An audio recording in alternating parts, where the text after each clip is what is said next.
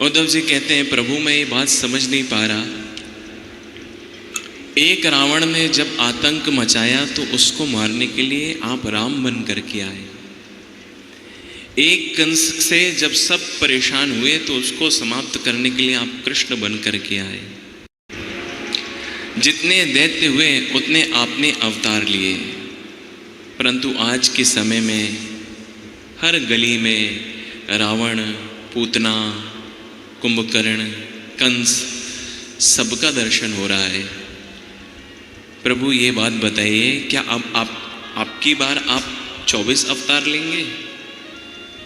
क्या एक साथ हमें कृष्ण का दर्शन भी होगा, राम का दर्शन भी होगा?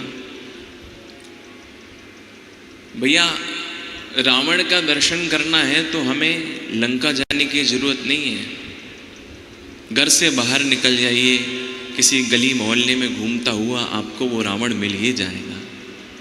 हम उस रावण को जलाते, भैया आज के रावण के सामने तो वो रावण महात्मा ही था। भगवान भोलेनाथ का भक्त था। कहते हैं रावण को वेद पढ़ाने के लिए स्वयं ब्रह्मा जी आते थे।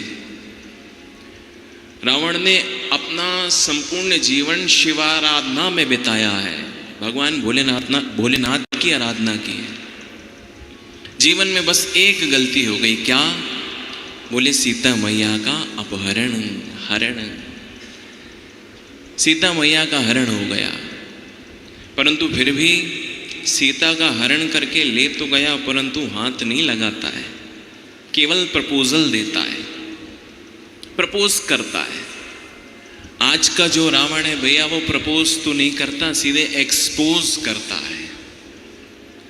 आज की पूतना के सामने तो उस समय की पूतना साध्वी ही थी, वो तो केवल विष लगा करके बाहर से आई थी, अंदर से तो भगवान को चाहती थी। हम बाहर से सुंदर बन करके आ रहे हैं, परंतु वास्तविकता में विष तो हमारे हृदय में भरा हुआ है।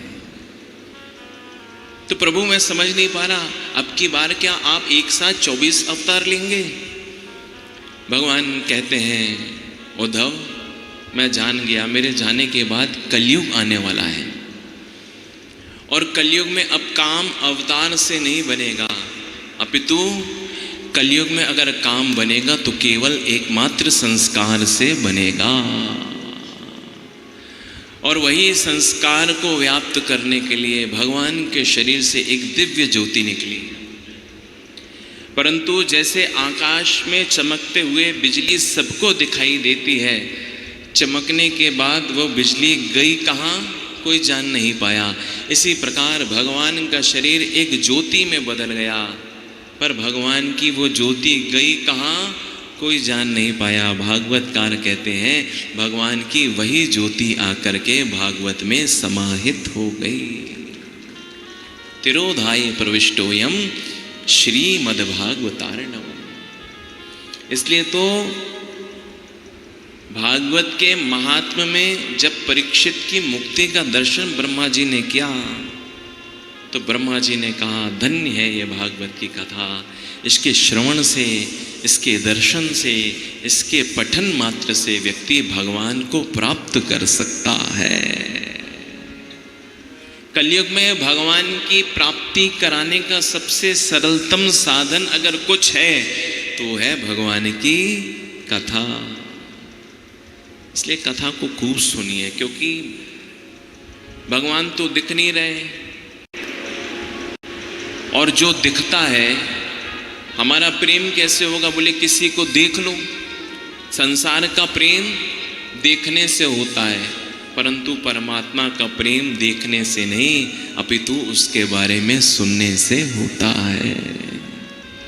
इसलिए अगर भगवान से प्रेम करना चाहते हैं भैया, तो भगवान की कथा को खूब सुने, उनके भजन को खूब सुने, उनकी महिमा को खूब गाएं। आज नहीं तो कल वो परमात्मा हमको भी मिल जाएगा।